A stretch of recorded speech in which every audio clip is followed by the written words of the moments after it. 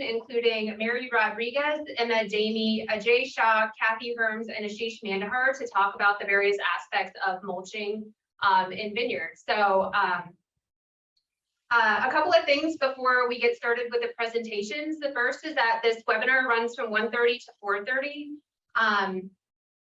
And each presentation runs in a half-an-hour increment. So if you have to leave early, please leave a comment in the box, and all comments will be answered at the end of the webinar period. So if you have to leave early, that's what this recording is for. You can just access the recording itself and then zip on through to hear your question answered. I would ask that all participants, because this is a meeting style webinar, to please keep your camera and microphone off during the presentations. And again, if you do have questions, please leave them in the chat, and all questions will be answered in a Q&A session at the end of all of the presenter sessions. So with that, let's go ahead and get started with Mary. Mary, if you'd like to share your screen. Sure. Hi, everyone. I'm just going to get this set up for us. All right. Maria, can you see it? Yes, I can see it. Okay, great. Thank you, everyone, for allowing me the opportunity to present some research that we did as a group to better understand mulching as an alternative to soil hilling for winter protection. I will go ahead and tell you that I am a social scientist. I work in the Department of Agriculture, Agricultural Communication, Education, and Leadership, and my expertise is understanding farmer, and in this case, grower behaviors and adoption of technologies. So let me tell you a little bit about our survey.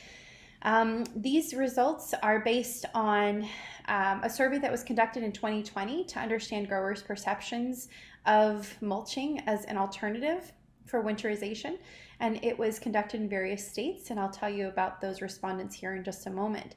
The survey was sent online via Qualtrics, and so people had the opportunity to just fill it out online for us with both open-ended responses allowing for some explanation for the barriers as well to what they believed were barriers for mulching. So we will talk about both of those things, the adoption part and the perception of the innovation, and then the barriers. So let me go ahead and get started with who responded. So the survey respondents, there were 88 total responses, complete responses. They came from Canada, Connecticut, Michigan, Maryland, New Jersey, New York, Ohio, Pennsylvania, and Virginia. And the majority came from Michigan and Ohio with 32 and 24 respondents respectively. The majority of respondents have been growing grapes commercially for 4 to 10 years, about 33.7%. However, there is a median of about 11 to 15 years. There were also respondents that had that selected that they have been growing grapes for over 20 years, and that was about 20 respondents in total.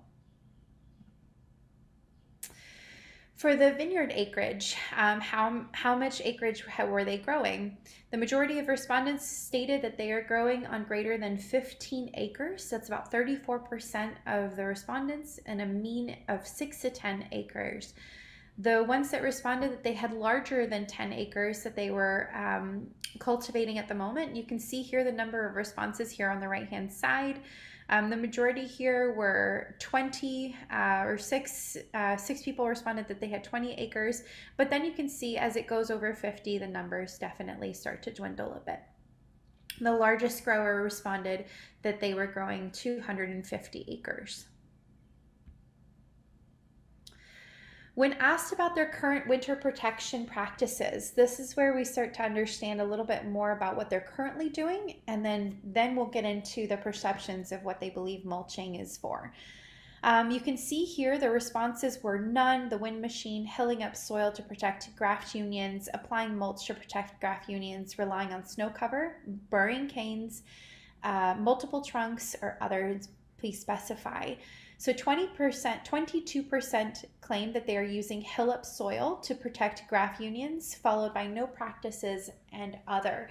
And the other responses included hilling up young or first-year vines, wood chip mulching older vines as needed, multiple trucks and good site selection, relying on snow cover, vineyard snow plowing, laying down cane and covering with snow, or having multiple approaches. The average yearly crop vine economic loss from cold damage was estimated to be, the majority of folks estimated to losing less than $250 per acre from cold damage. The average loss was about $501 to $1,000 per acre amongst the respondents. When asked if they had heard about mulching, for example, using straw as an alternative method to soil hilling, 87% of respondents said that yes, they had heard of it. And the mulching material that they had heard of using was primarily wheat straw. So here's where we start to learn a little bit about the adoption of new technologies. Changing practices can be pretty complicated, especially when we're talking about agriculturalists. Growers have a lot of things that they're constantly trying to figure out in order to see what is going to be most beneficial for their practices and for their economic gains. The more a grower knows about a new practice or technology can really help in that decision making, but we need to understand what do they know and what do they perceive about a technology. So I use something called diffusion of innovations. It's a theory that helps us to explore grower perceptions, in particular looking at 5 different characteristics of a practice or an innovation, in this case, mulching. We also added affordability, since this was an important part of understanding whether growers would or would not potentially adopt this practice. All right, so we're going to go through the 5 different characteristics here. Let me just make sure I am on time. Sorry, just grabbing my phone here to keep me on track. All right. We're going to go through the 5 characteristics, and then we'll look at affordability, and we'll see what did the growers perceive when it came to these characteristics about mulching. So the first, grower perceptions. The first characteristic that we investigated is called relative advantage. The potential adopter, in this case the grower, needs to perceive that adopting the practice or the technology, here mulching for winterization, is more beneficial to them than what they are currently doing. The respondents had a neutral perception of this relative advantage. This means that when you are thinking about potentially changing, these growers did not see how it was more beneficial to them. They may need more information to see how, if they practice mulching for winterization, it's going to be better for them than not using it in order to influence their perceptions. So relative advantage, they had a neutral response. They didn't see it as more advantageous or not advantageous to actually use mulching. The next one is compatibility. Here we're looking at potential adopters, determining if this technology is compatible with their current practices. What are they currently doing? And is mulching going to just kind of be easy for them to get moving in their practices and their growing practices? In this case, respondents were also quite neutral in their perception of compatibility. They neither agreed nor disagreed that this practice aligns with their current, that the practice of mulching aligns currently with what they're doing. So practitioners may need to help growers see how mulching for winterization aligns well with their current growing practices. So when a farmer or a grower is asked about the compatibility of mulching for winterization, they're going to be thinking, does it fit in with what I'm already doing? Here they said that it neither does nor it doesn't. This is an important finding that we'll talk a little bit about later. Complexity is the next characteristic that we want to look into. Complexity is really important to consider how a potential adopter sees how difficult or how easy this new innovation is to practice, or this new practice, how mulching is going to be easy to do, in essence.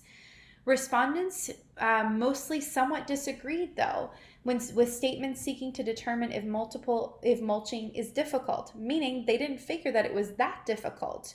However, when they were asked if instructions were clear for using mulching for winter protection, and I am comfortable using mulching for winter protection, they were neutral.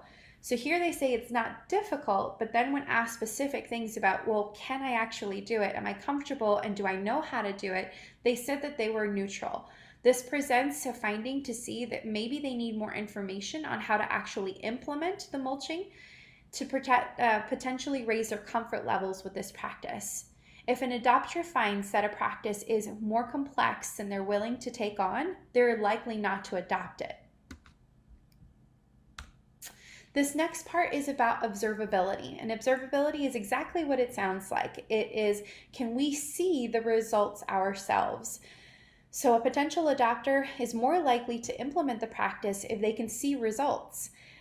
Ways to do this might be seeing a farmer next door doing mulching for winterization and seeing that they didn't lose as many as perhaps you did if you didn't do it. So when we asked respondents about how visible they see the results of mulching for winter protection, they neither agreed nor disagreed, meaning that perhaps they couldn't quite see what mulching did for protecting the vines during the winter. There is an opportunity here to showcase the effects of mulching for winter protection to potential adopters, making sure that they see this practice directly relates to this outcome. So that observability is really important.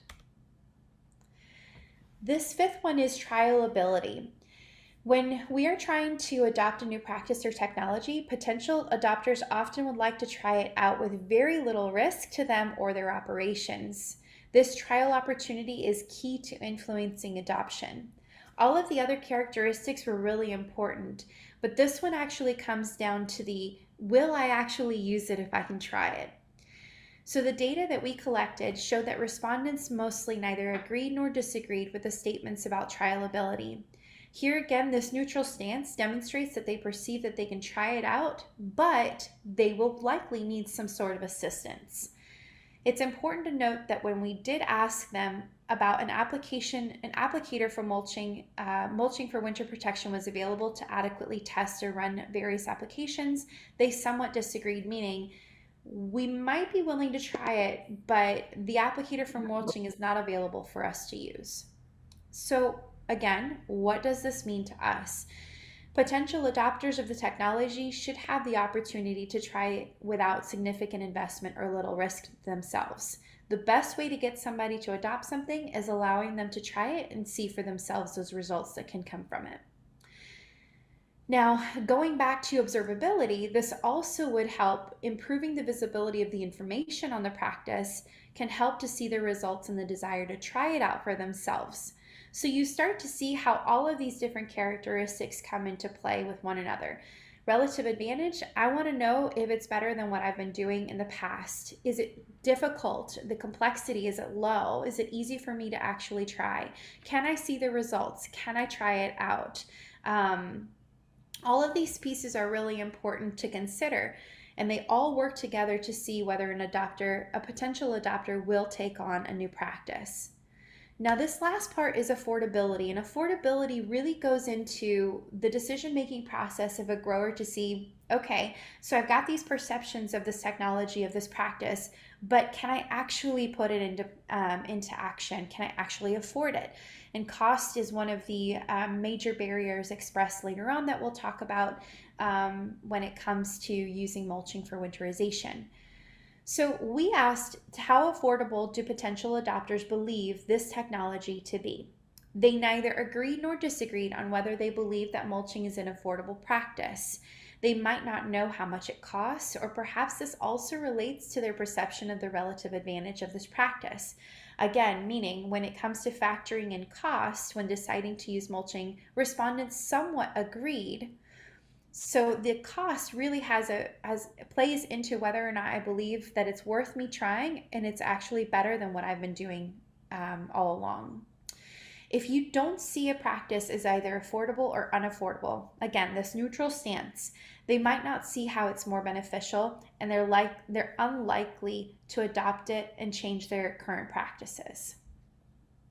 All right, so those were the 5 characteristics and affordability and the way that growers perceived this to occur, or perceived mulching for winterization. All right, so the overall perceptions of that is that respondents were very middle of the road when it came to their perceptions of mulching for winter protection. They had heard of mulching as a practice, and many had done it themselves, but they are neither in support or against it for winter protection. This provides us with the opportunity to showcase the benefits of this practice and target changing potential adopter perceptions of it. So understanding these perceptions that they hold, we can start to see how can we change them for potential adoption. All right. So this next part is all about barriers to adoption of mulching as a practice. We asked them, what are the barriers that you perceive to actually mulching for winterization? And the key themes that came up from the responses, from the free responses, meaning open-ended, were time, cost, availability of material, cost versus benefit, and labor and energy. So when looking at time, all these are quotes directly from the data. So time, usually this would be done post-harvest and the window of opportunity is quite limited to get it done in a timely manner. This is just an example of how time was a barrier. Costs both in materials and labor, keeping vineyard management costs down to maximizing profitability is a major factor influencing our management practices. So they believed here that that mulching was cost prohibitive according to their management practices. And again, the availability of material was stated as a barrier, availability of affordable and weed-free mulching material, and another quote, price and availability of straw for mulching. The other two were cost benefit and labor and energy. Here's a quote from a grower stating, willing to learn about it, but it's often that we see research papers that sound good in practice yet don't fully account for this cost benefit value.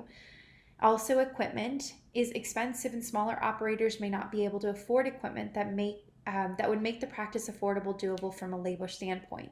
Having a consortium of wineries that can share equipment or the availability of rental equipment could change acceptance if the economics work.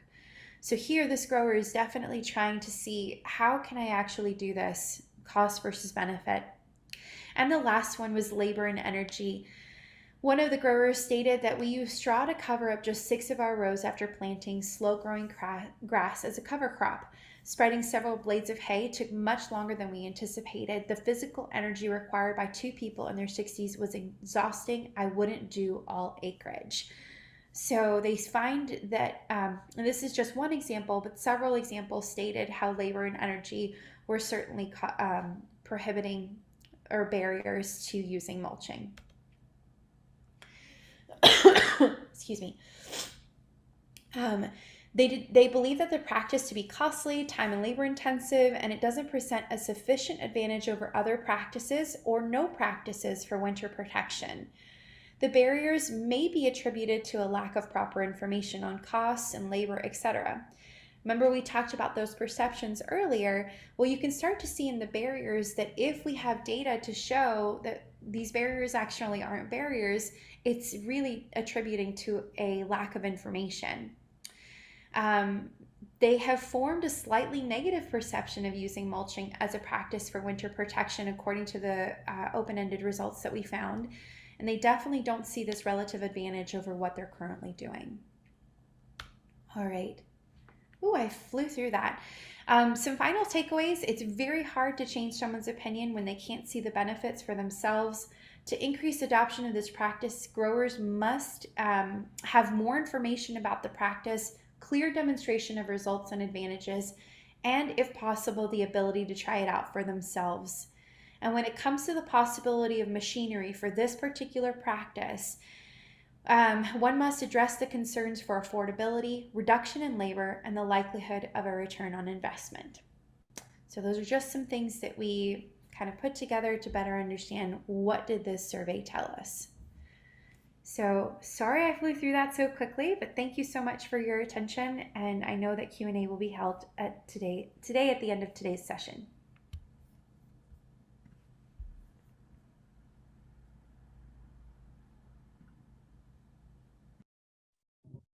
Thank you so much, Mary. We're going to move on to our next presenter, Imed Dami, who's going to be talking about the impacts of mulching on viticultural parameters. So, Imed, if you'd like to get your video screen shared, we can get your presentation going.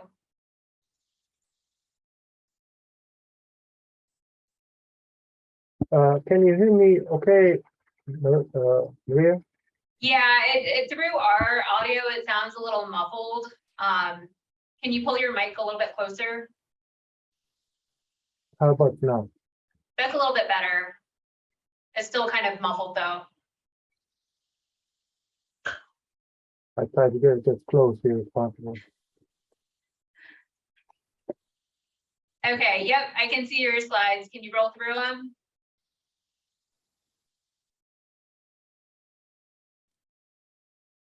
I'm about to find out. Okay, go ahead. Yes. Yeah, okay. All right. Thank you, Maria. Good afternoon, everybody. And again, thank you for joining us today for this 3-hour webinar. We hope you find it useful to your operations and informative. So the theme of the webinar today is on vineyard mulching, as Maria indicated. And my colleagues and I will be presenting hopefully some of the benefits of mulching beyond winter protection that may, change the mind of growers. That is one of the things, as Mary indicated, is the lack of information to decide whether to do it or not. So hopefully, by the end of this webinar, you have a better idea about whether mulching is something to consider in your vineyard operation. So my presentation today will be on studying the impact of mulching on vine growth, yield, and fruit quality. And my colleagues today will be presenting the other aspects of the impact of mulch on other aspects related to the vine or to the soil.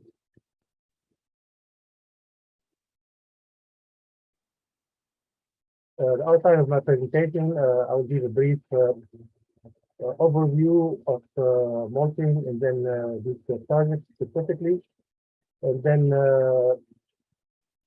list our objectives and the questions that we address, and then finally share with you our research findings and conclusions. So the first thing that we have addressed with this is that what is the problem? As Mary indicated earlier, we are dealing here with cold damage, which is the most limiting factor for grape growing in the Midwest and in the East. And basically, cold damage not only results in crop loss, but also sometimes it even kills the vine.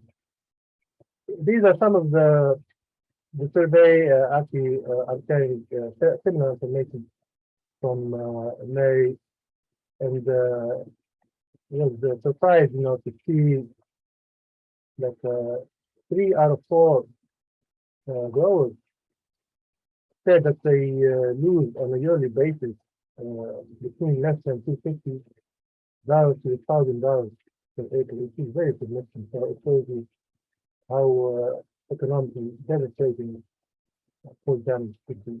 And for us here in Ohio, one of the worst cold damage that we experienced was back in 2013, following the polar vortex, where we estimated crop loss to $12 million.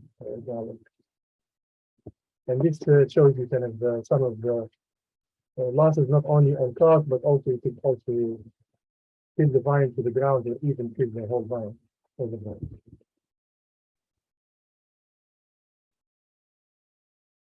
Again, from the same survey, looking at what are the methods of protection that growers use, and actually number one based on the most percentage of growers reported that they use soil healing. So that kind of shows you that is a very common practice and like an industry standard.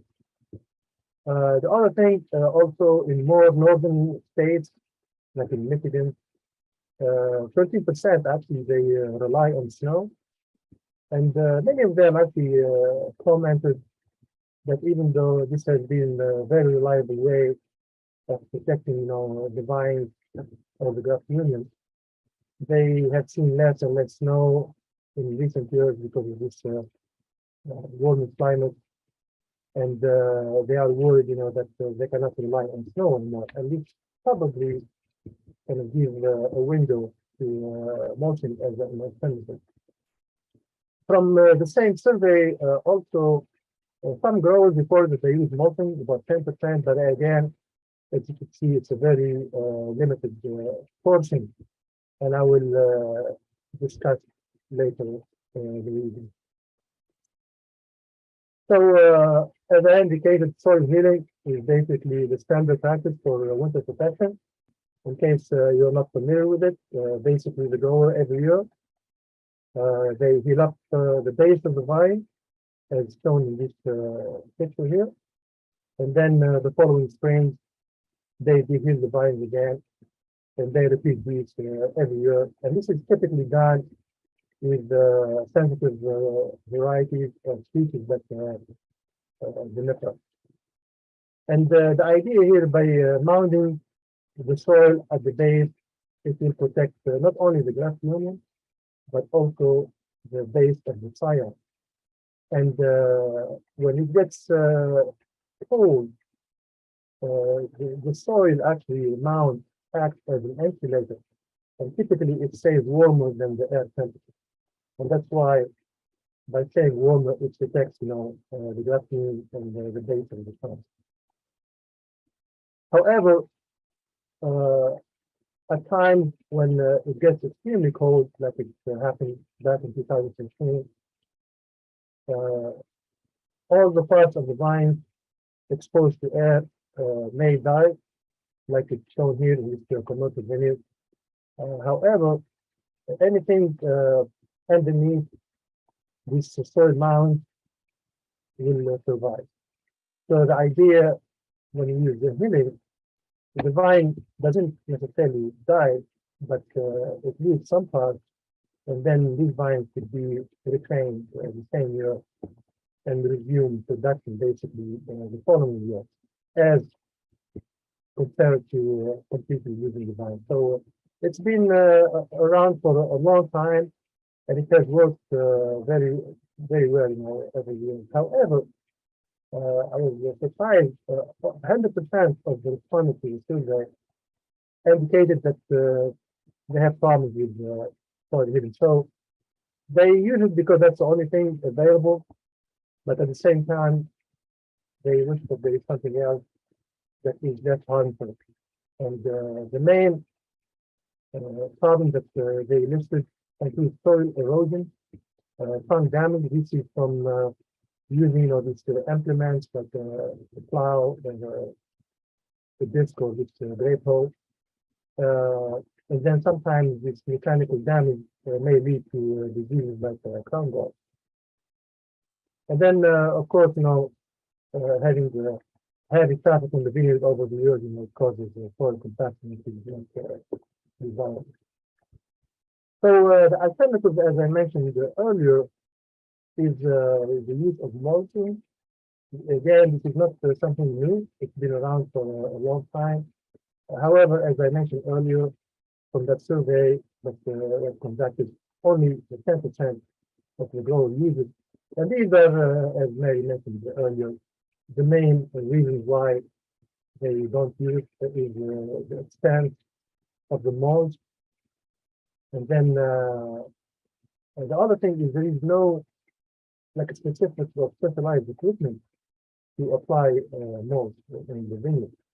Actually, at the time when we looked around, for the equipment in the market, we couldn't find any. The only one available actually was from Australia, as shown in this picture, how it applies soil mulch, and there is none here in the US.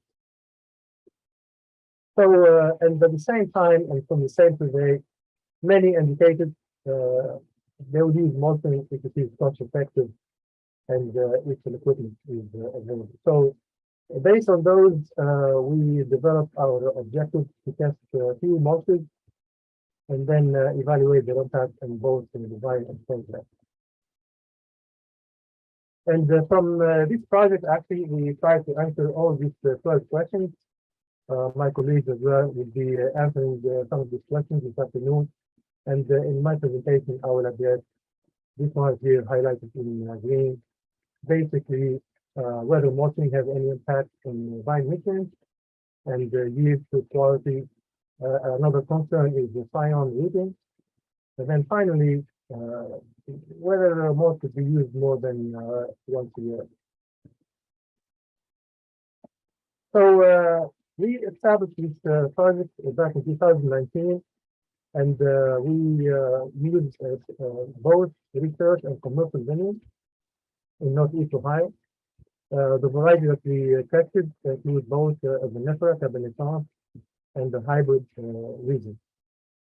The mulch side, basically, we try to use, because I know this was indicated in the survey, that the availability of the mulch really sometimes can be a problem. So we try to use something that is readily available in our region, including the corn, stover, and wheat straw. And then we also added miscanthus. I will talk a little bit more later on why. And then we use the soil here as our concept. So basically, we have 4 treatments in this video. So miscanthus, in case you're not familiar with it, this is a perennial grass. It is actually native to Asia, and then it was imported here to the US. And in early years, one of the reasons why it was kind of investigated is for its use as a biofuel at the time, you know, when gas was expensive. But then the price of gas went down, and then there was less and less interest on its use as a biofuel. Of course, that's not the case nowadays with the price of gas, but other uses of miscanthus were explored, including the use for insulation. Recently, the company actually, Alacera, that provided us with miscanthus, they manufacture what we call molded products that are disposable plates. So these are recyclable or compostable. And another use that we try to investigate in this project is to use miscanthus as a mold. And one of the reasons why we selected this grass is in Northeast Ohio, there are over 4,000 acres planted in miscanthus, and actually in western Pennsylvania as well, from these 2 companies. And in Northeast Ohio, actually, the majority of grape acres is located there. So the idea was maybe when you have miscanthus in proximity to the vineyard, it will reduce its cost and it will minimize the problem with availability. And as you can see in this picture, definitely the very large plants that can grow up to 13 feet in height. And in terms of biomass production, actually, they have doubled the amount of biomass as compared to corn or wheat crop. These are a close-up of the mulches that we use. Again, soil is our control. And then we use, you know, the corn stover, the wheat straw, and 2 types of miscanthus. What you see here is the size. You can see the size is not uniform. Basically, that's what we have available. And then in terms of miscanthus, we have 2 sizes. This one here, about 1 inch particle size, and this one here is much more final, less than 1/4 inch. almost looks like a sawdust. And then I will explain later on how this actually could be a factor in terms of the size of the mold. So back in 2019, in the fall, just like the time of cleaning up the vineyard with soil, we at the same time applied these mulches, as you see here in this picture. And I was always asked, how we applied it, and it's basically applied by hand. Okay, so we didn't use an equipment for this, and we applied the mold between two channels. Within a channel between the two posts, we have different treatments, including all these 4 treatments. In this drawing here that you see below, what I'm trying to show you is when we apply it by hand, actually we didn't apply like a uniform height throughout the channel, but we made what we call this mound around each vine, about 8 inches high. And the main reason for the height here is we want to make sure that we cover the grass union and more.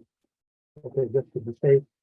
And then between the vines, we only applied 3 inches high of the mold.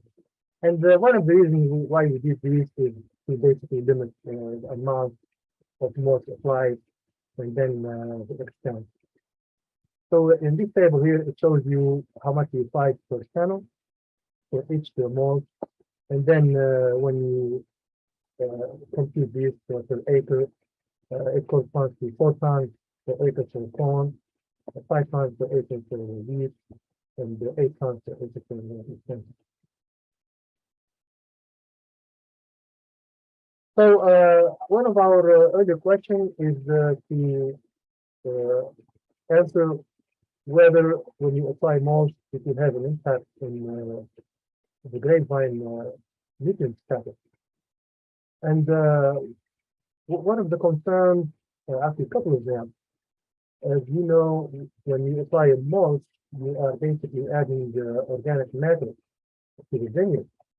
And sometimes when you add more organic matter to the vineyard, you may induce more vigor of the vines, and that is not desirable, especially for wine grapes.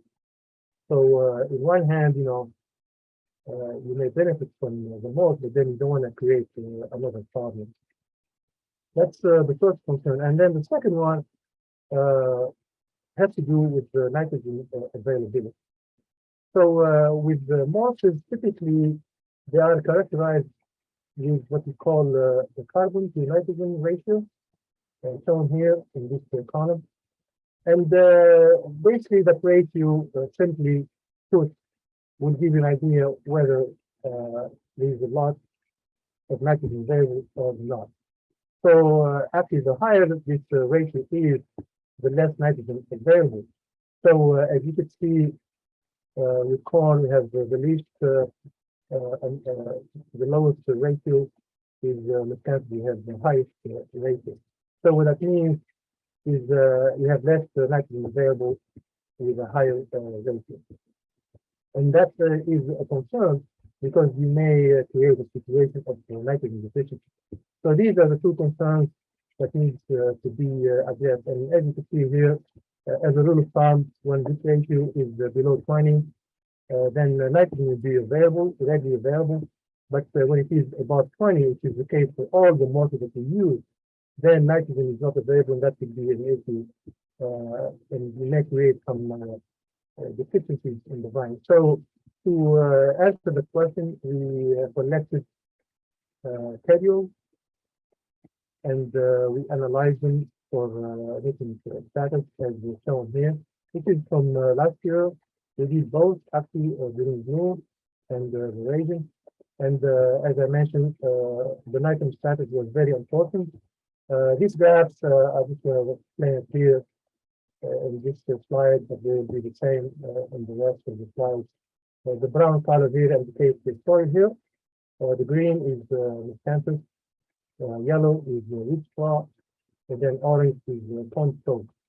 So as you can see here during bloom, we didn't see any differences in terms of nitrogen content in the cellules when they are collected during bloom.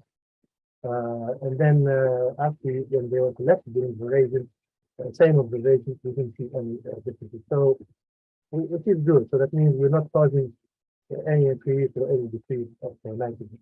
We didn't look at only nitrogen, we also looked at other macronutrients.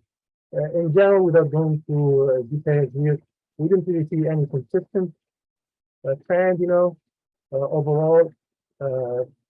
However, the other thing that we observed in this nutrient analysis is all these nutrients were available at the desirable range. So we didn't have any deficiency or excess during this trial. Same thing with the micronutrients. We looked at these during bloom and veraison, and as you can see in all these graphs, when you don't see any lettering, that means there are no significant differences among the most species when compared to the soil.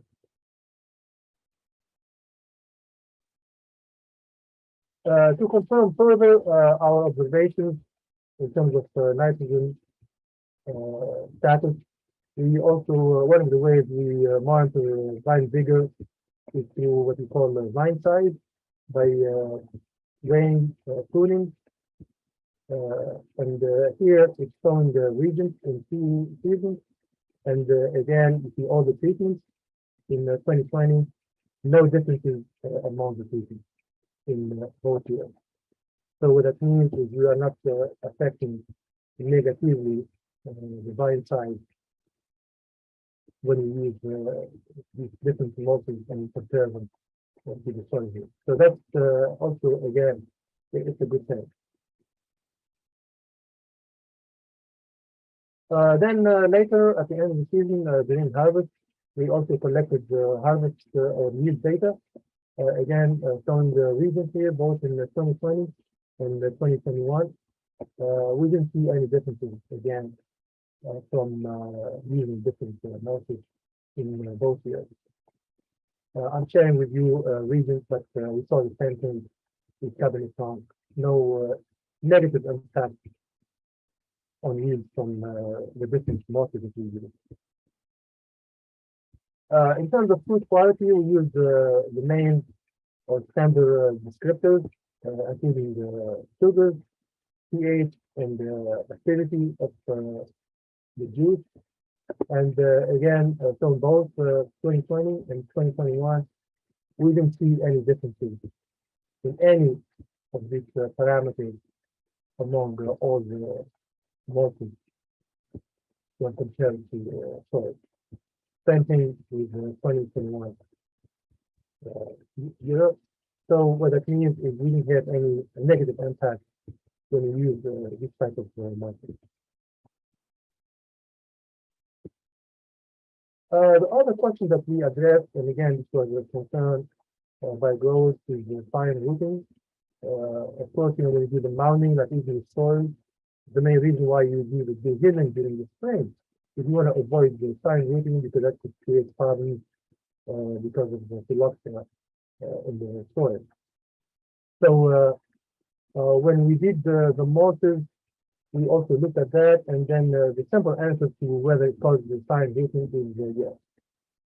And you cannot see it very well in these pictures, but we saw roots in all the treatments.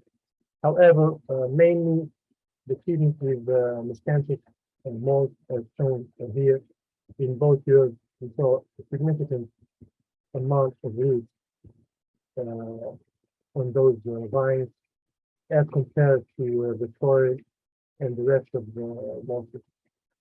So this is really not desirable thing to see. However, I'm sharing with you regions. However, when we look at Cabernet Franc, and as you can see here, it says fine miscanthus. With Cabernet Franc, we use the larger miscanthus, 1 inch long miscanthus. We didn't see any differences between the treatments. So as you could see, the size actually affects whether we have significant rooting or not. The other thing too is that these roots were small, and at the end of the season they all die out. So this really was not an issue even when we did this a couple of years in a row. The last thing that we investigated is whether we could use the mulch for more than 1 year. As I mentioned earlier, when we do soil healing, we have to do the traffic or the cumulative effect to be done every year. So when we apply the mulch, and as mentioned earlier, one of the concern is expense, is whether we could use it for more than 1 year. So we looked at one of the ways we measure these is we measure the height of the mound around each vine. As I mentioned earlier, we try to make this mound about 8 inches high. So what we found in year 1, well, basically this is the year when we applied it the first time. They are all at 8 inches, so that's when we applied it.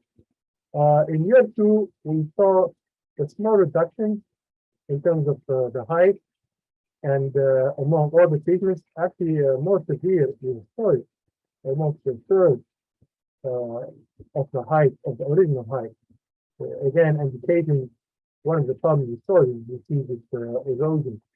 But also we saw some reduction among the mulches, but was not very high, really. Was between 3 and a little over 10% reduction. So most likely, the mulch over a year it will settle. But what is important is the height still stays above this line here, which is 4 inches, which we use as our threshold, basically the top of the grass union, because we don't want the mulch to go below the grass union, then it doesn't serve the purpose of winter protection anymore. So as you can see in year 2, you still have enough mulch around the vines, and we end up not applying it again in this year. However, in year 3, again, we didn't apply it. You could see the reduction was much more significant. And at this time, for all the 3 mulches that we used, the height fell below the 4 inches threshold. So that means the grass union is exposed, and that's not good. So basically, in year 3, we had to replenish the mulch. So even though we did that, actually, it's not bad because you could apply it, not every year, but every other year, which helps in terms of spreading the cost over 2 years. I believe that's my last slide. So in summary, what I call the desirable responses, we didn't see the mulch to be causing any negative impact on the growth, yield, or food quality, which is good. In terms of the mulch amount, whether we apply it every year, it's not needed. Actually, you could apply it every other year. So that means there is a cost cut when we do this practice. Undesirable response, this has to do with the sign routing, with using mulch. But as I indicated, when we use the larger size mulch, this is not an issue, and the roots are not viable anyway. One of the things that I would believe that we need to do further investigation, and this is something probably would be better understood in terms of the longer term studies, is whether the mulch has any impact on the grapevine missing status in a long time period of time. I would like to conclude by thanking all the collaborators in this project and also thanking my great team, as well as thank you for the sponsors, mainly the USDA program, and the special thanks goes to all of our collaborating roles, including Debonair Vineyard, South River Vineyard, and Toronto Vineyard. And with that, I thank you very much for your attention. Okay, thank you so much, Imed. We'll be moving on to our next presenter, who is Ajay Shah, and he'll be speaking on mulcher equipment. So Ajay, you should have co-hosting abilities and be able to share your screen. Yes, sounds pretty good. So yeah, it seems like it says host disabled participant screen sharing. So can you please? Yes, let me find where you're at.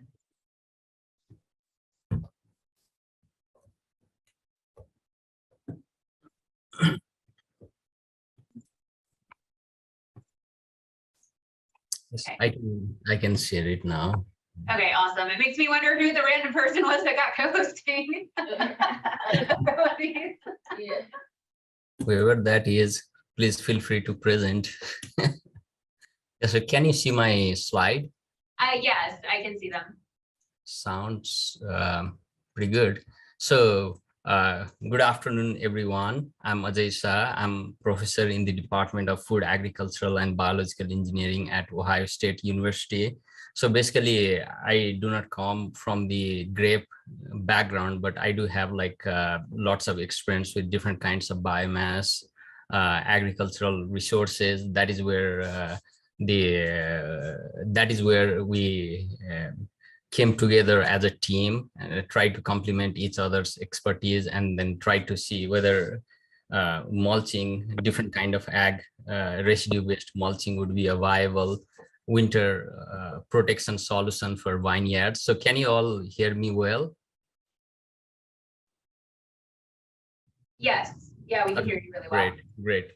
Yeah, so that is where most of my presentation will build on what Dr. Dami already presented, kind of like more of he presented on the different types of mulches and its impact on the physiology of the grape and other properties, but I'll focus mainly on more of the mechanistic properties, kind of like whether it was able to maintain the temperature in comparison to soil healing or not. And then building on like what Dr. Rodriguez presented earlier, like one of the key challenge to adoption is equipment, right? The fear of the producer that whether or not we have mechanical way to apply the mulches. So we have explored like few of the equipments and all, so we'll briefly talk about it. And then before I get in to my presentation, I would like to acknowledge Dr. Anirudh Akula, who was a postdoc working with us, basically who did most of this work, but unfortunately due to his personal situation, he had to depart. So I'd like to acknowledge him and then say that whatever I'm presenting is building on his work. So yeah, I'll try my best. So yeah, so getting back to my slides, so it's kind of like same slides or similar kind of introduction that Imed already presented. So basically what we did was at different test research location in OARDC, we established some controlled trials where we evaluated 3 different kinds of malts: wheat straw, corn stover, and miscanthus. And we compared with soil healing as the control. So I won't go in detail of these because Dr. Dami has already covered these. So basically these are, again, like it's the same figure that Dr. Dami showed. So, but just wanted to connect to this figure. And then what we did was at different heights, we installed the temperature sensors at the ground level, and 4 inches from the ground level we established the temperature sensor. If you see here, it's kind of like eye button, so we can just mount it or body it in the field, and then it gives us the temperature. So this is just an example of one of the wheat straw panel. And then we also install the sensor for soil healing to measure the temperature. And then in addition to that, we also wanted to get the ambient temperature at the vineyard. So what we did was we installed the temperature sensor at 5 feet from the ground level. And then we also use the solar radiation cap to minimize any influence of the direct solar radiation that impacts the temperature and all. So this is an example of like fine grounded miscanthus panel that Dr. Dami earlier talked about. Just an example, but we did it for all different mulches that we had.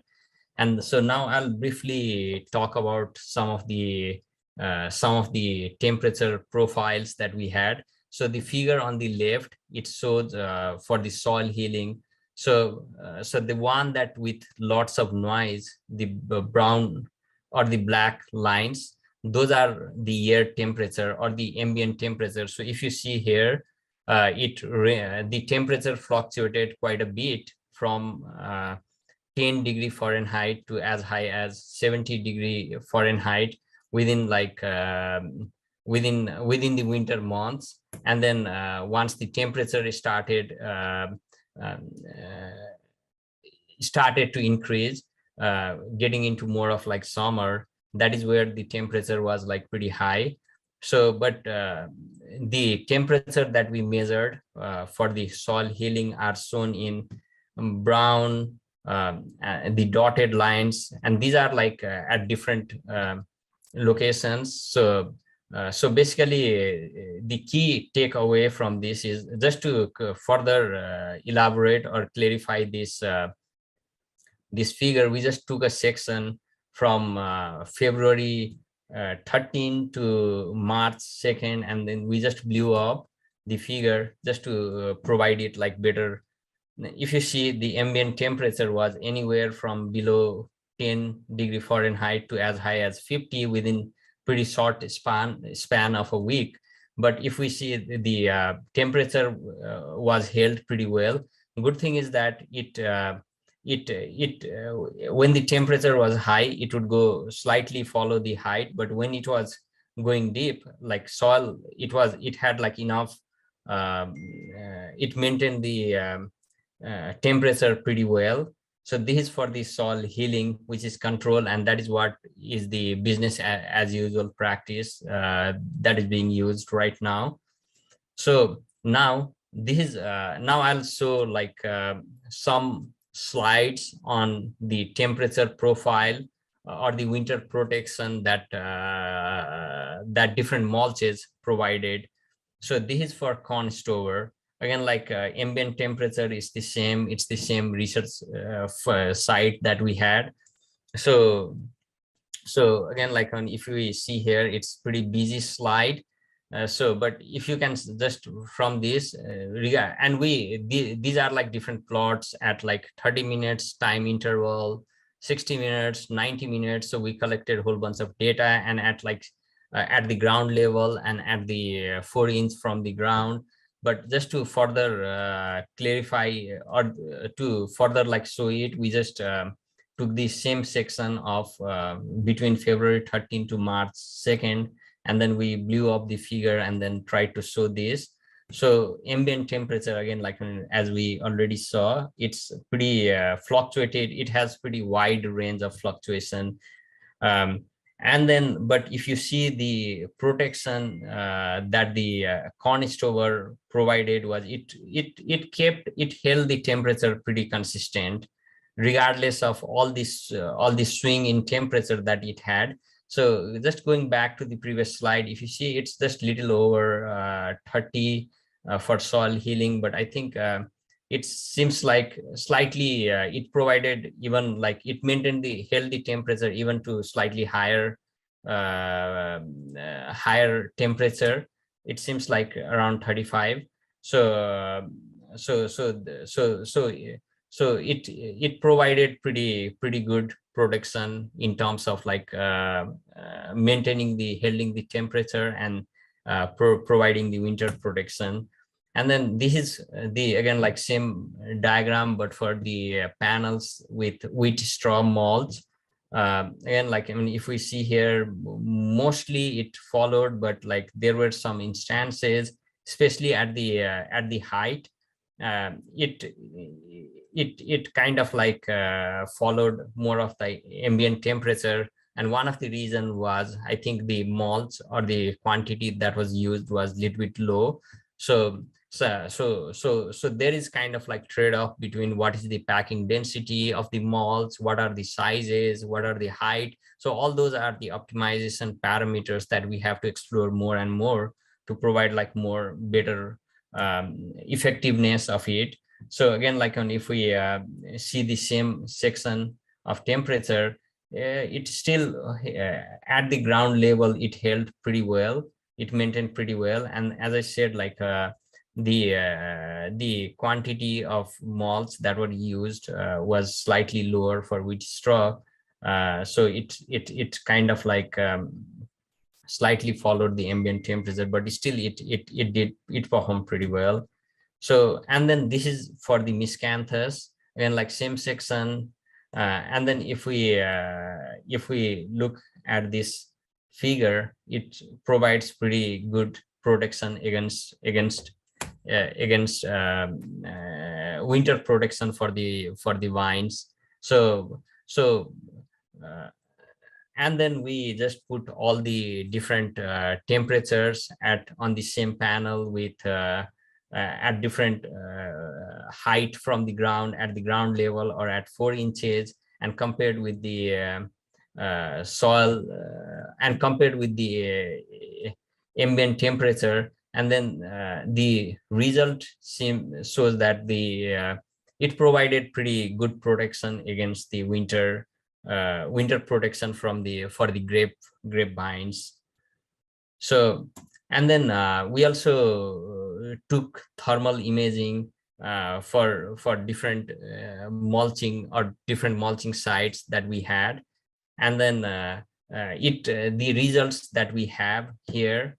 And then this is just the temperature gradient if you look through it, and these are like on different sections, so I won't go in details of it. Just the point that I'm trying to make here is, so with thermal imaging it was able to replicate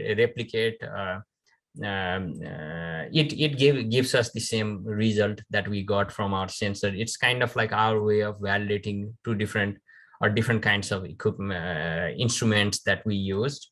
So now, before I go into the mulching, so some of the things that we learned from the winter protection study in terms of like temperature was, I mean, some of the factors that matters a lot would be particle size, the height, the length, and we do have like 2 or 3 years of worth of data right now, as Imed already previously presented, but we need to see for maybe a few more years to get like more robust data around it. But so far we are pretty enthusiastic with it, and then all the results that we saw were very encouraging, and it seems like it provides winter protection for it. So, but as I said, like when it would be a function of like lots of other parameters which will have to, for example, quantity that we use,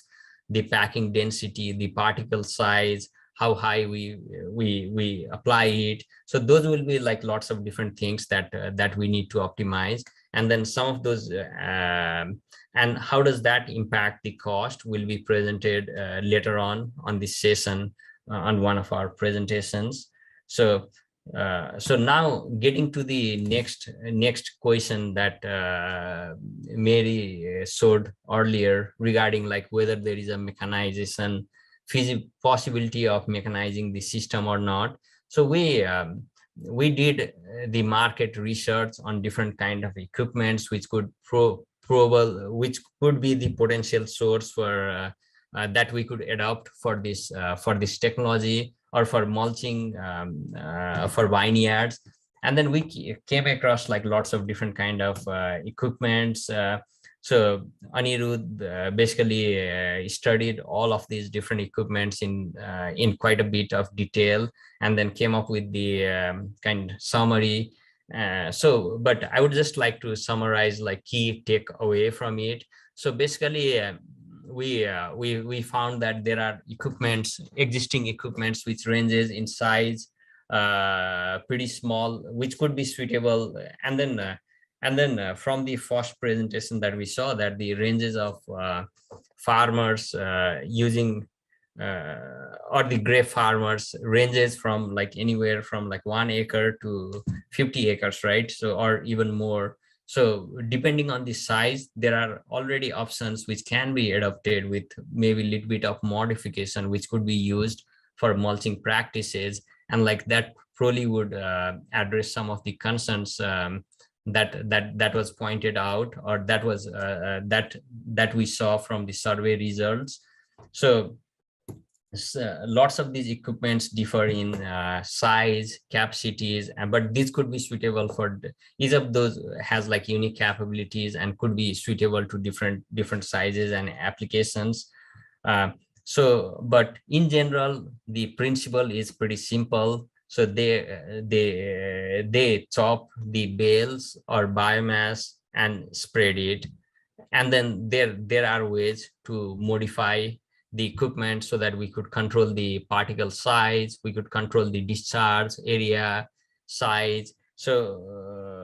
And then so after we did all these market evaluation of or looking into different brands and varieties of equipments that are available, which could potentially be adapted for mulching for the grape vineyards, we let me share my sound as well.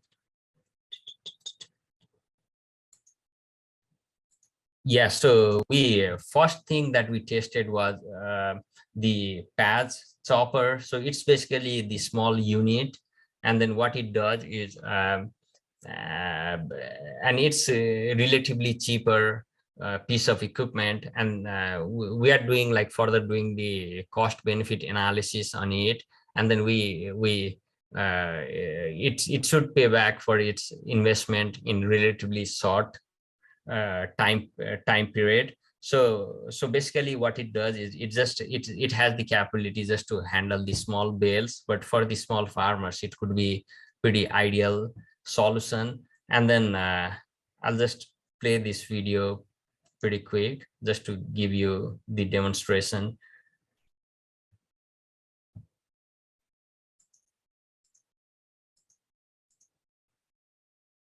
Yeah, so just to give some idea, and Mike Klingman is pulling it. So basically just to give you the idea, and like when that may be less exhaustive for some of the farmers that we saw earlier from our survey results, if we have like any sorts of mechanized equipments. So just to show like on how uniform and well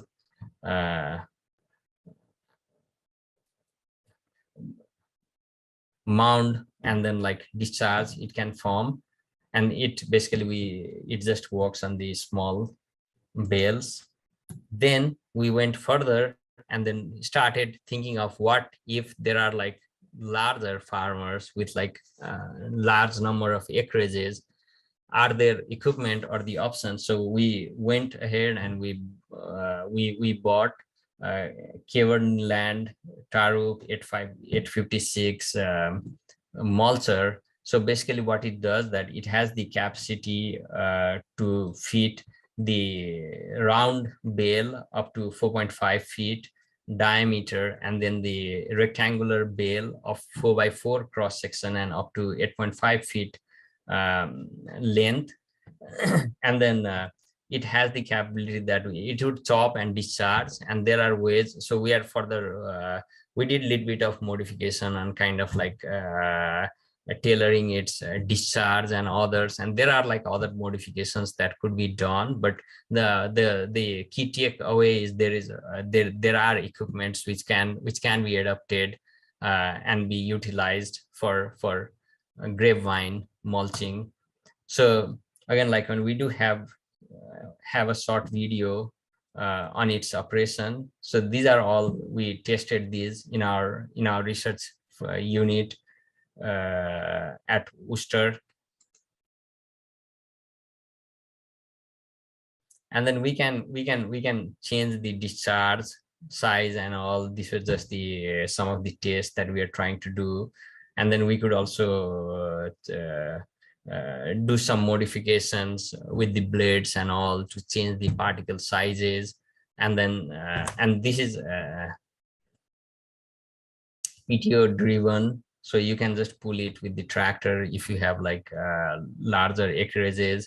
So the key takeaway is there are already existing equipments which could be adapted for grape vineyard mulching. So with this, I would like to conclude my talk with by summarizing few take home messages. So basically, what we saw was in terms of winter protection, biomass mulches can provide effective winter protection to grapevines.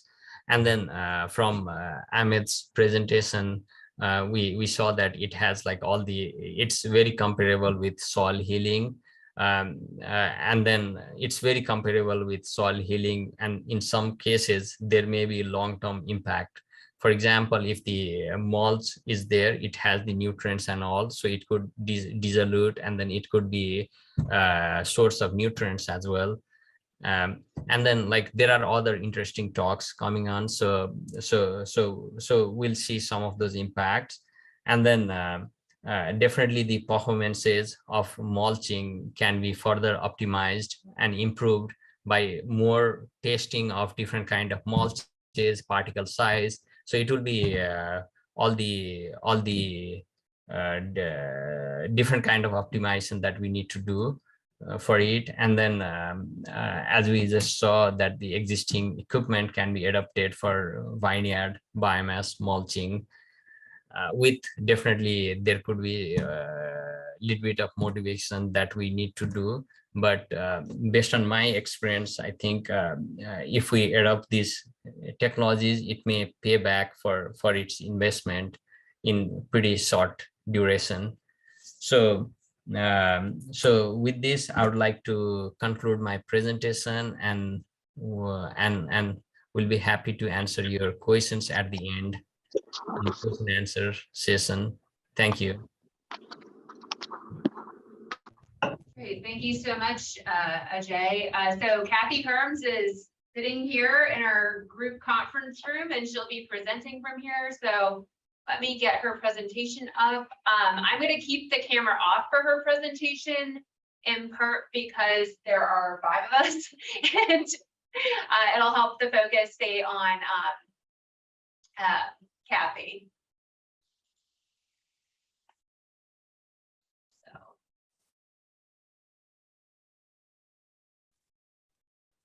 Okay. Yes. Is that a clip? You might be able to use the.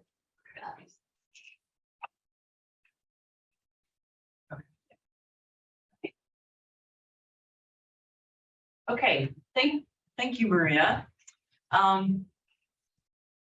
Yeah, so my name is Cathy Herms. I am a weed scientist here at Ohio State University, and I do research on weeds and soils. And I am working with Dr. Dami and Doug Dewan, who's another weed scientist here, and some others on looking at the benefits of mulching for weed control and soil health in vineyards. And so as we've heard other presenters talking about soil hilling as the standard practice for preventing winter injury to vines and the graft union area of vines, but soil hilling does require resources, fuel, labor, and specialized equipment to do the annual hilling and de-hilling. And then when you're doing that soil disturbance, you're actually creating bare soil, and that environment is perfect for weed germination, which then necessitates the need to do weed control throughout the season, which could be mechanical or chemical control. And then that bare soil can increase water loss from under the vines. And then the repeated soil disturbance can also have negative impacts on soil health. It can reduce soil organic matter and reduce the microbial populations in the soil. Soil disturbance can increase soil compaction, and this can lead to water ponding and water runoff. And then when you have increased runoff, you can actually have increased offsite movement of pesticides. And then the frequent soil disturbance can actually exacerbate soil erosion on hilly sites. So we were interested in looking at an alternative, more sustainable alternative to soil hilling, and looking at mulching as that practice. And so what I looked at, and specifically, is I looked at if mulching can control weeds, help to conserve water, help to improve soil physical properties, and improve soil biology when compared to the standard practice of soil hilling. And Dr. Dami had already gone over the setup for the study, but just as a quick review, I collected data at 2 sites, 2 of the 3 sites that we have established for this study. And so essentially we had the treatment of the standard soil hilling compared with 2 or 3 different mulching treatments. And those mulch could be, the mulch treatments were miscanthus, wheat straw, and corn stover. And for the soil hilling, the standard practice was that at the beginning of the growing season, we apply a post-emergence herbicide, then dehill, and apply a pre-emergence herbicide.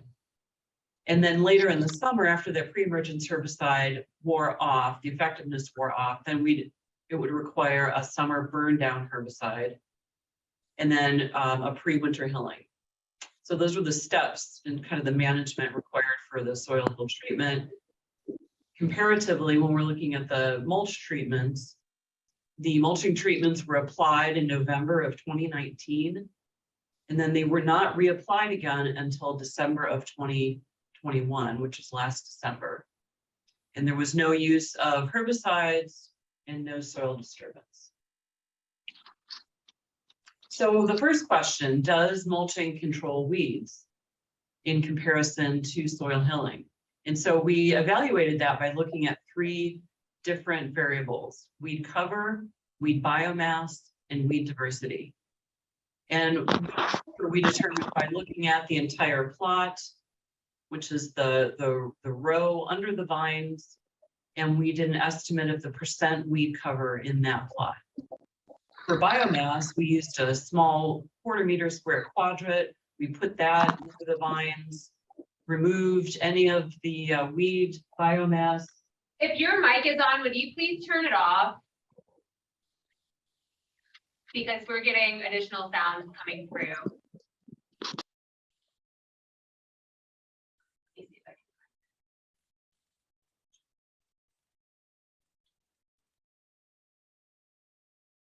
Okay, thank you. Okay, so then for the weed biomass, we put a quadrant down. We removed all the weed biomass above the soil surface and got a dry weight and compared those for the treatments. And then while we were doing the weed biomass, we were able to also record the different species of weeds that were growing in the areas under the vines.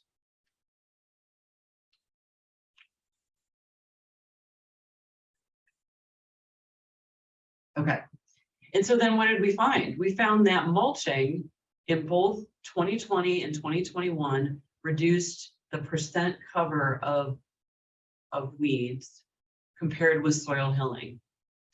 So as other speakers have shown, there are the different treatments in the different colors. The soil hilling is brown, miscanthus is green, wheat straw is yellow, and corn stover is orange.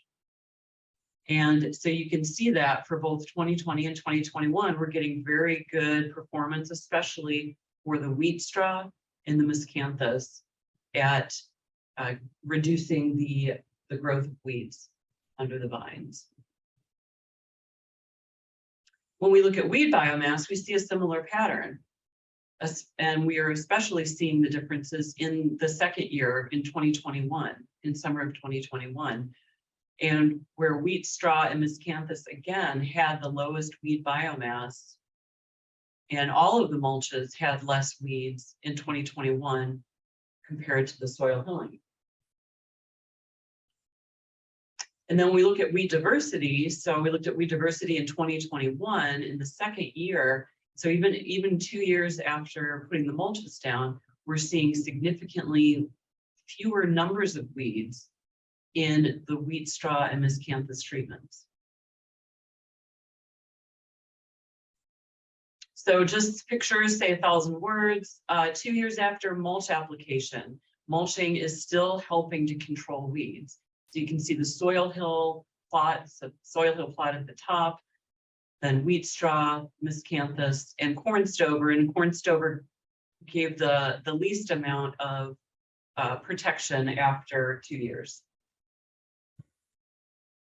Some of the dominant weed species in Worcester in year 2 included common purslane, white clover, and dandelion for the broadleaves. And then for grasses, we had yellow foxtail, barnyard grass, and bluegrass. These are common weed species in the Worcester area. And even though we saw good control of weeds with the mulches, after 2 years, we did see more perennial weeds coming into the mulching treatments than the soil hill, which would make sense. So perennial weed species are disfavored by frequent soil disturbance. And so the soil hilling, pretty much that's pretty much selected for annual weeds. Whereas with miscanthus, corn straw, the wheat straw and the corn, we were getting some perennials moving in, especially perennials that were growing in the grass surrounding the vineyards, such as white clover, dandelion, and the annual bluegrass. Okay, so our next question, does mulching conserve water? And so we did this by looking at soil moisture using a soil moisture meter. We were able to estimate the volumetric water content of the soil. And we looked at 4 depths from 1.5 inches to 8 inches. We took the measurements 6 inches from the graft union, and we waited for a dry spell, at least a week without rain, so that to help to see contrasts among the treatments. And we found that mulching increased soil water content, especially in both years. So this is for Ferrante. Some of the other data I've been showing is for the Worcester plots. This is for the Ferrante plots in Geneva. And you can see that as we go deeper with the soil moisture measurements, that soil moisture increases with depth, which makes sense. Then you can also see that at each depth, we had more soil moisture under the mulching treatments than the soil hill.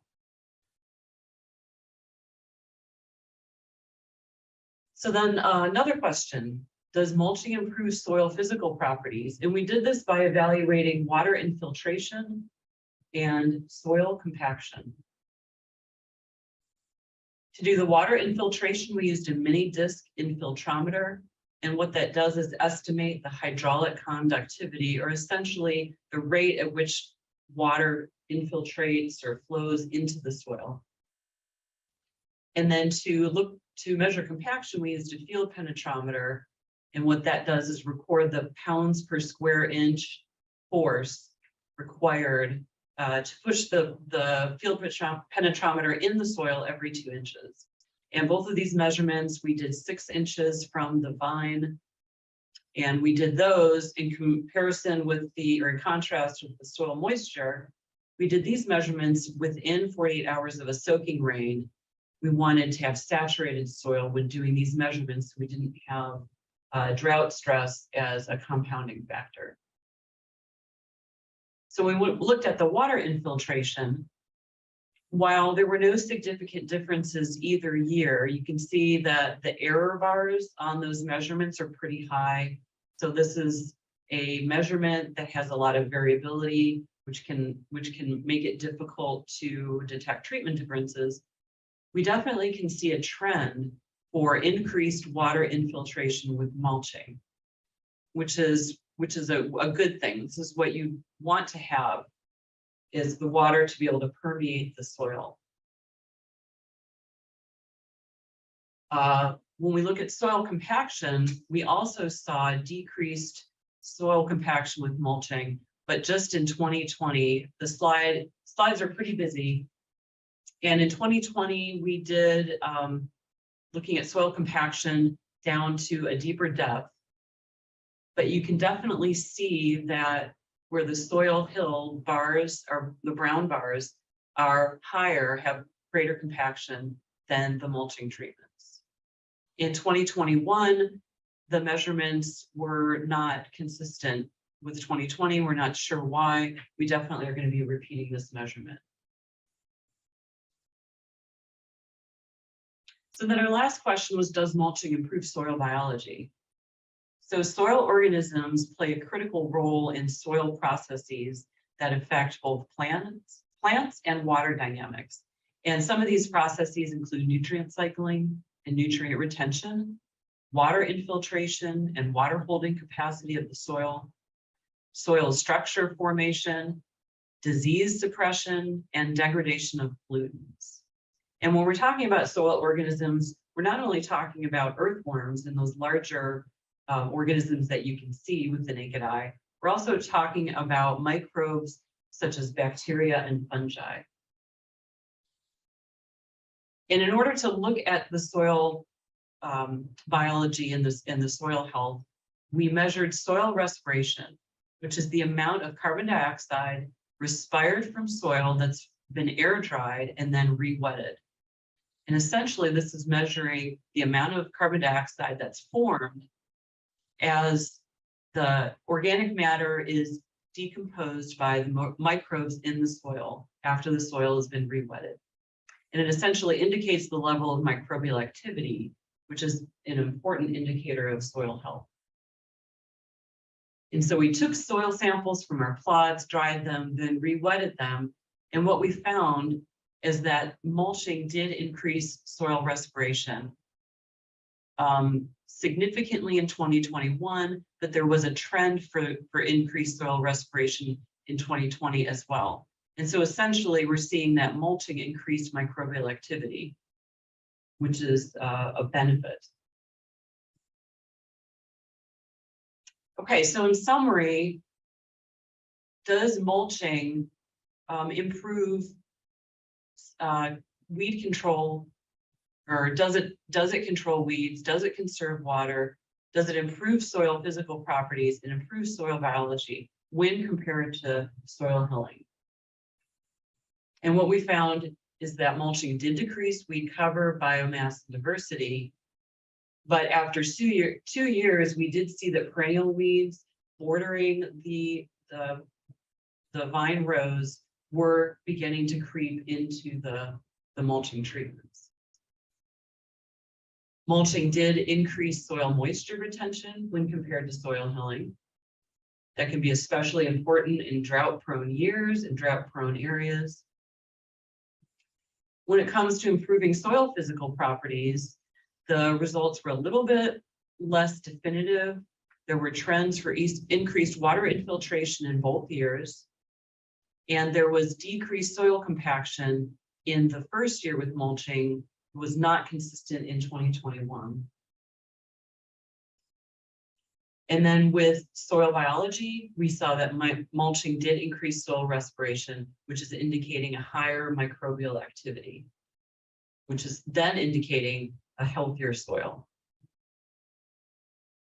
So our plan is to repeat these measurements in 2022, but based on these data, we could conclude that mulching is a sustainable alternative to soil hilling.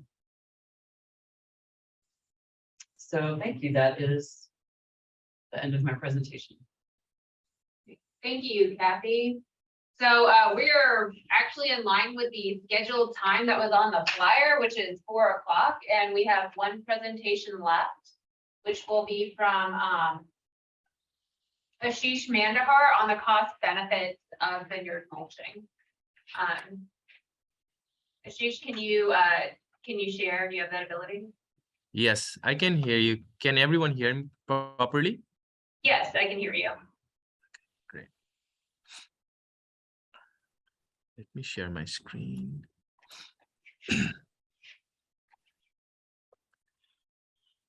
Hi, everyone.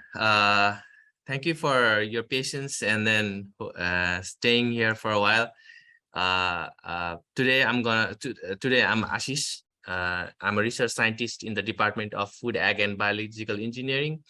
I mainly work on techno-economic analysis and life cycle assessment of different bio-based products and as well as agricultural production systems.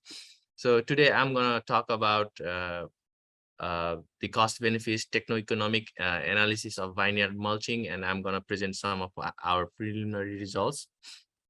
I would like to thank Dr. Shah and Dr. Dami for providing with valuable suggestions while developing this techno-economic model. Yeah. So for this, for our techno-economic analysis, we are comparing 4 different scenarios of winter vine protection.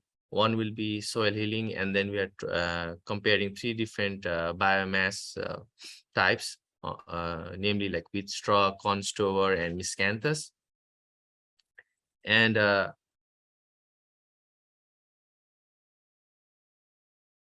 yeah, so for our analysis, we have considered a vineyard area of 10 acre, which is consistent with some of these vineyards available in the Northeast US region.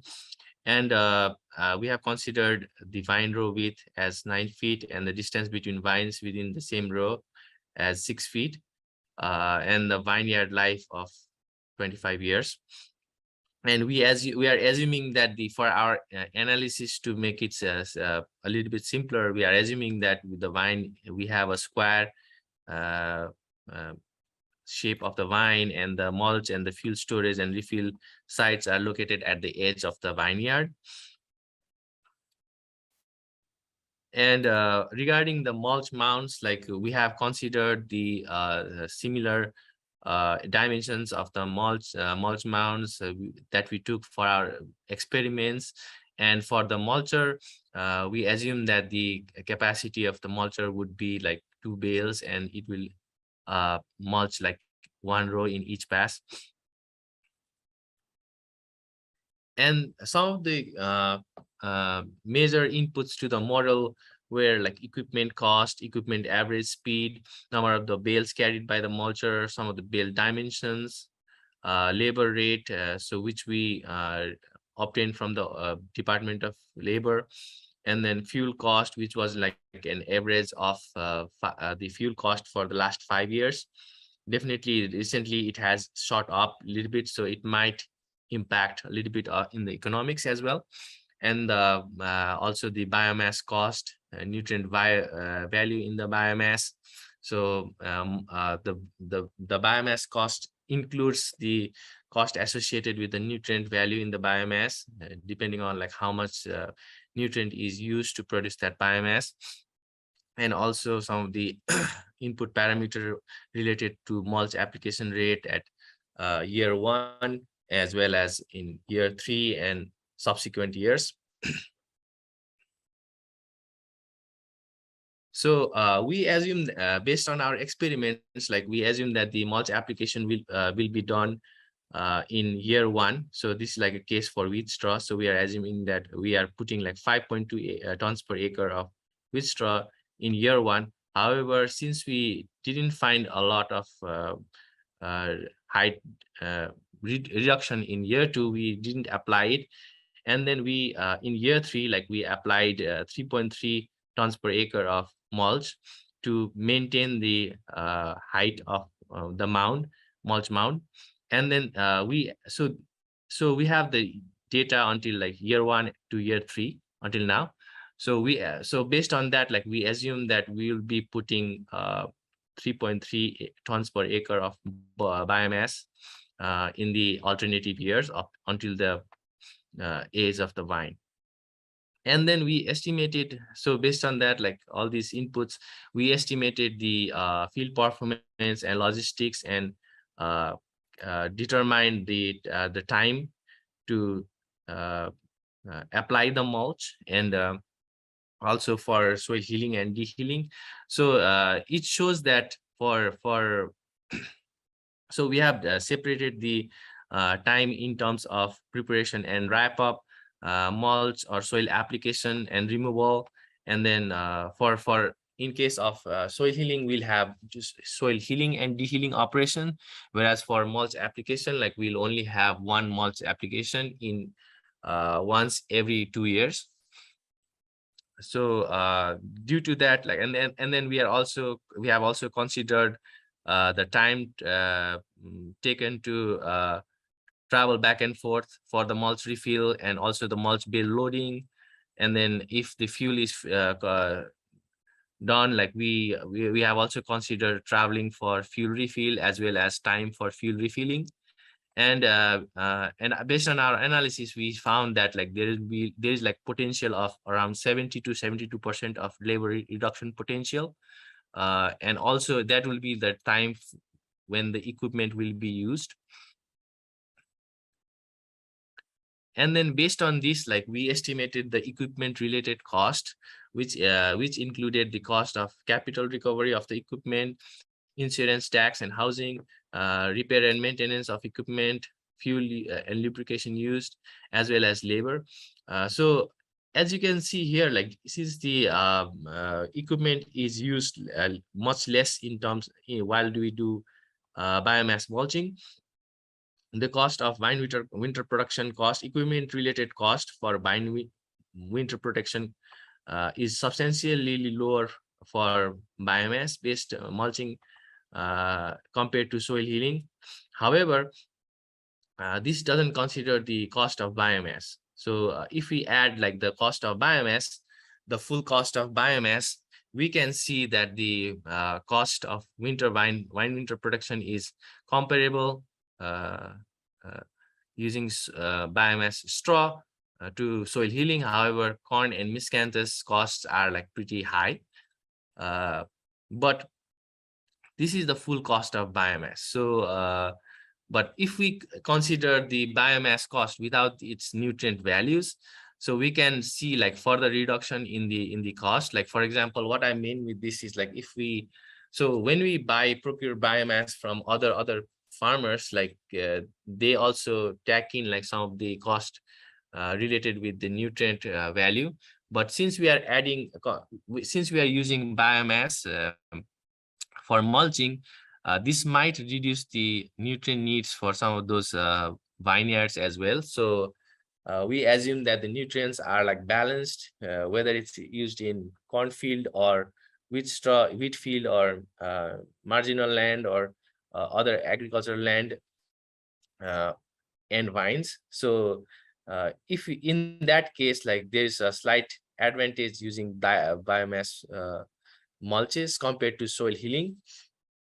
However, the cost of biomass miscanthus is still higher compared to soil healing. And we also noticed that the weed cover for biomass-based mulching is pretty low, and there's a potential for mulches to reduce the cost for weed control. So so as you can see, like some of these different mulches, they reduce the weed cover by 24 to 62% compared to soil healing practices. And the cost of weed control per acre for soil healing was found to be around like $118 per acre. So if we assume that only 50% of the expected herbicide reduction can be achieved, so there could be further additional savings in herbicide cost for the biomass mulching scenarios, which further reduces the cost down to like less than $80 per acre for biomass straw, and even lower for and some around like $100 for corn stover, and comparable to soil healing for miscanthus. So we also did sensitivity analysis to see like what can impact the cost of winter brine protection using biomass mulches, and I'm presenting this example for wheat straw.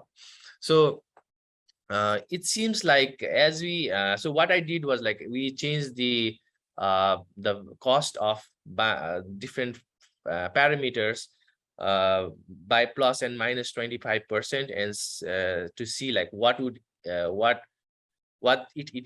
its impact will be on the vineyard protection cost.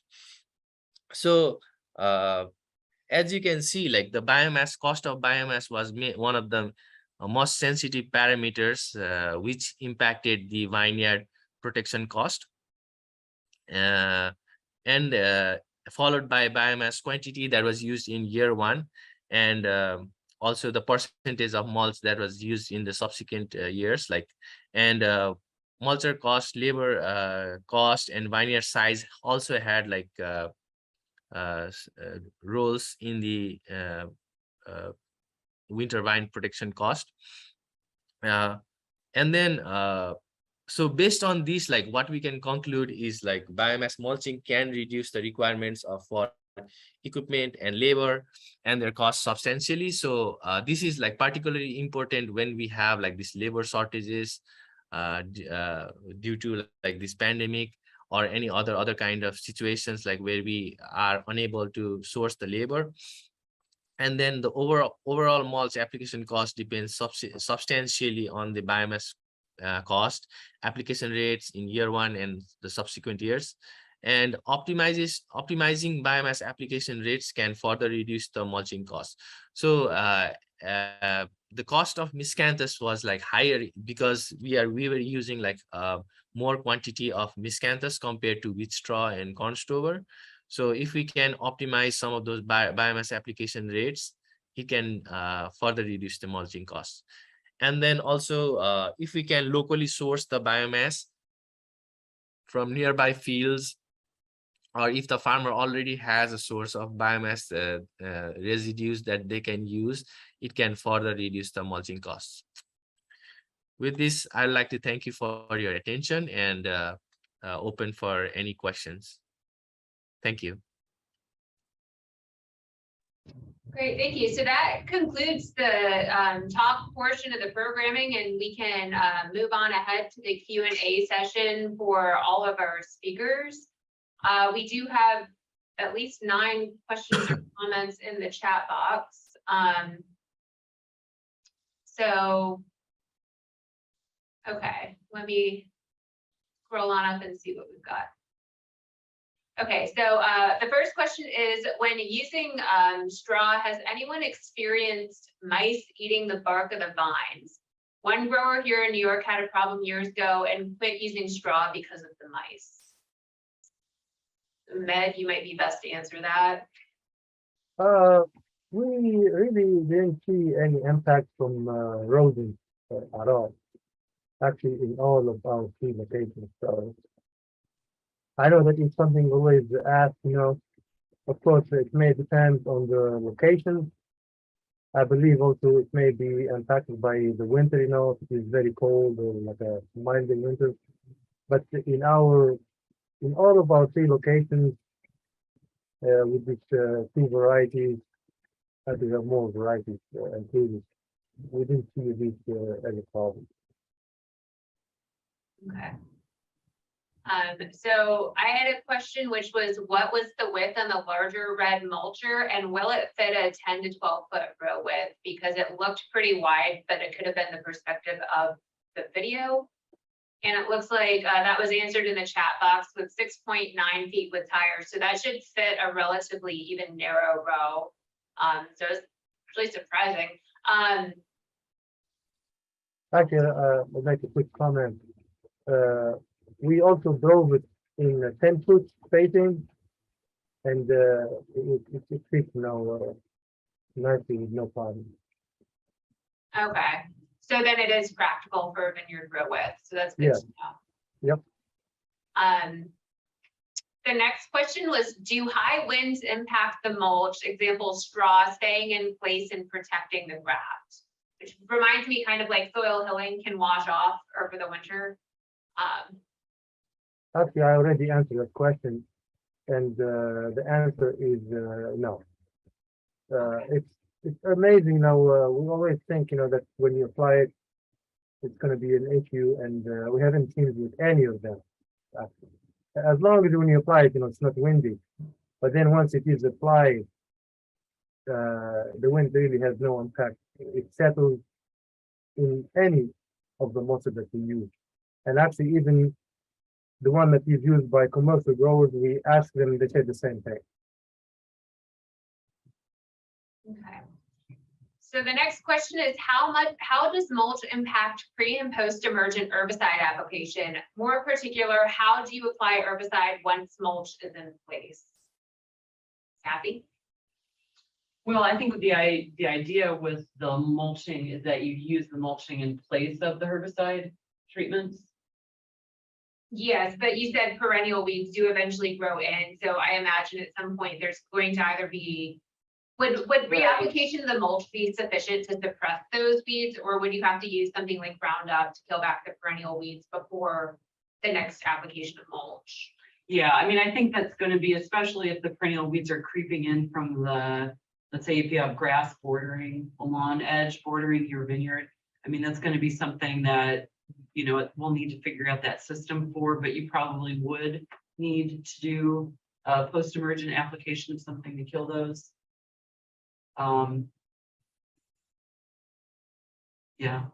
Okay, so say if weed suppression is good for 2 years, then you would do an application before you add on new mulch Yeah. every other year? Yeah, I mean, it would be interesting to look and see was, you know, there's some of those perennial weeds like white clover is a very, very robust weed, and you know, that's hard to smother, but we should be doing some research to look and see if we do, then when we do that reapplication every 2 years, will that layer of mulch then smother those weeds out?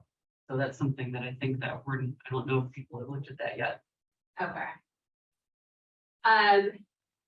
So the next question is there any information or thoughts on the use of properly aged herbwood mulch? That's another question that I answered too. Oh, it is. So basically, when you use wood chips, you know, like as a mulch, because as I mentioned in my presentation, this carbon to nitrogen ratio is extremely high with those. So there's like the risk of less nitrogen being available, and that is typically not recommended, you know, in vineyards. Okay. Any thoughts on how a winter like 2013 would impact the effectiveness versus covering with soil? So I'm presuming, I'm not sure where Steve Crash is from, but I imagine you're asking about a very, very cold winter. So I assume this is 2014, before the vortex year. Not 2013. Sure. Regardless, so I'm guessing what the efficacy of mulch would be in a very, very, very cold winter. So something below -10, -15. I'm not sure if AJ is there, but based on the data from the temperature, we see like and you may correct me, like an increase of temperature with the mulch of over 20 degrees, okay, compared to the air temperature. We didn't experience any extreme cold temperature during this study for the last 3 years. But I mean, theoretically, if the mulch, you know, behave the same way as what we've been saying, you know, it should provide protection. One of the things we don't know, and I don't have the answer right now, is when you have this extreme cold temperature, and they last for an extended period of time, whether the mulch loses its effectiveness, I don't know the answer to that. Okay, so I guess to follow on from that, was soil hilling sufficient enough to preserve the graft union in most vinifera from 2014? Yeah, I mean, just the same thing as I just said, yeah. Okay. So then the last question that's currently in the chat box is, does the straw need to be mulched, or could a similar result be achieved by directly applying it in a small vineyard?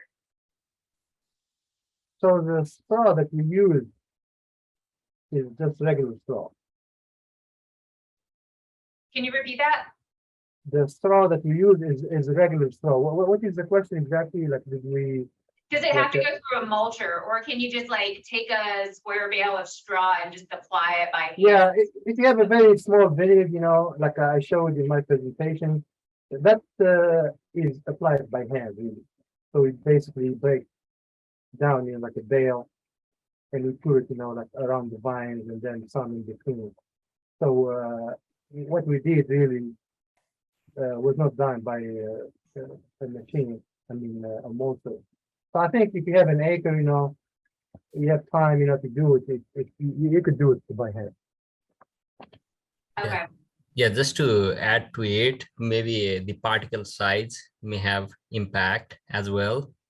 So that is also the decision needs to be made, or factor to be considered for decision making. okay. So I have one final question, and that is, after 3 years of working on this mulching project, would you have come to the conclusion that you would suggest adopting mulching as a winter protection or a beneficial soil conservation vineyard practice? Is this something that you would want to encourage people to try and adopt, basically? I mean, I could speak, and of course, I'd like to hear from my colleagues as well. Is yeah, based on really, we would like to kind of fine tune this cost analysis part of this project. But if you consider mulch to be used not only for winter protection, but you have all these additional benefits, really, which are many, especially if you are trying to be more sustainable vineyard. As Cathy mentioned, you improve the biodiversity, you know, of the soil, which is a good thing. To me, these are all benefits that you don't get from soil. And then one of the things that is also important is you eliminate this problem with the erosion. We saw a better filtration of water, so really we have less water settling, you know, when we use the mulch. It was very obvious, you know, when we looked in the vineyard. So there's so many benefits, in my opinion. Once we fine tune this cost analysis, it is definitely a better option than soil. Okay, great, thank you. So I'm not seeing any more questions in the chat box. Not sure if everybody's had their questions answered, or if anybody has any last parting thoughts from the group of speakers, or anything else they'd like to share.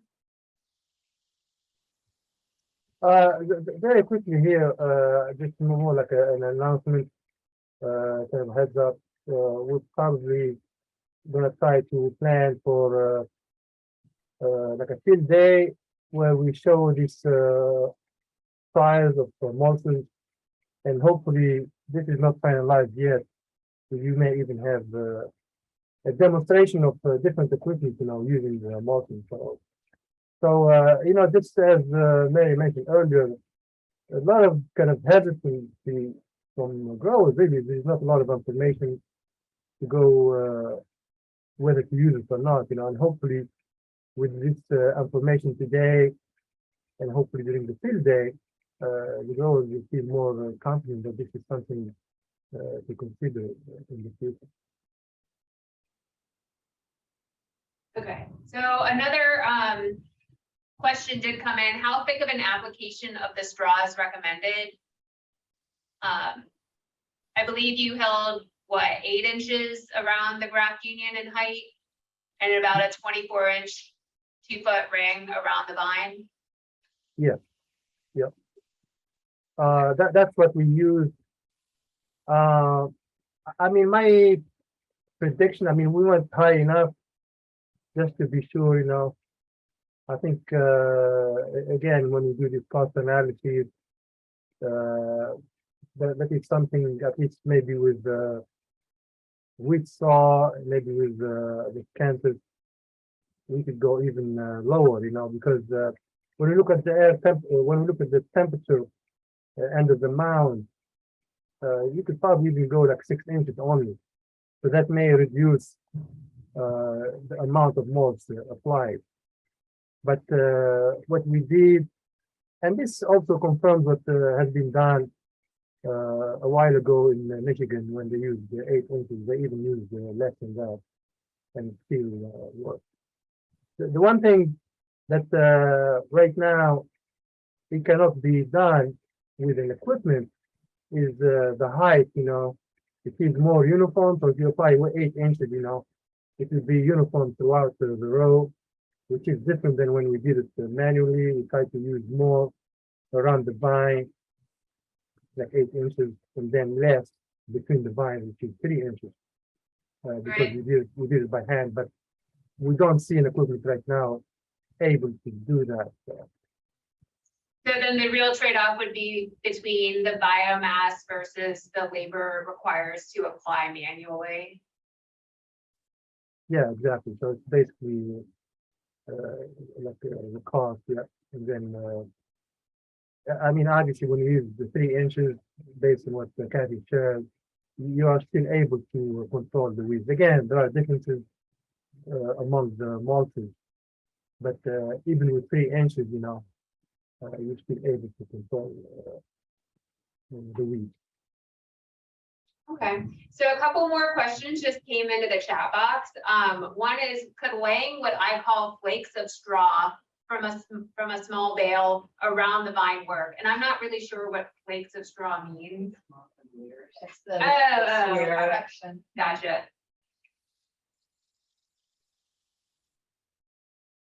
So basically, if you just take a cross section of a bale of hay and lay it down, would that work fine, or would you have to fluff it up, I guess?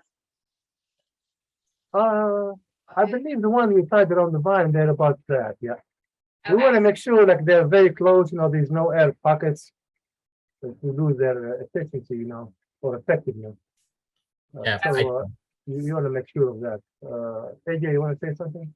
Yeah, I think flake may not work because there will be way too much of room for the cold air to enter. So I think it has to be fluffed, or better, I think smaller the size, it will provide like better protection, better coverage. But again, like there is a trade-off with the cost, because chopping them is not simple and cheap.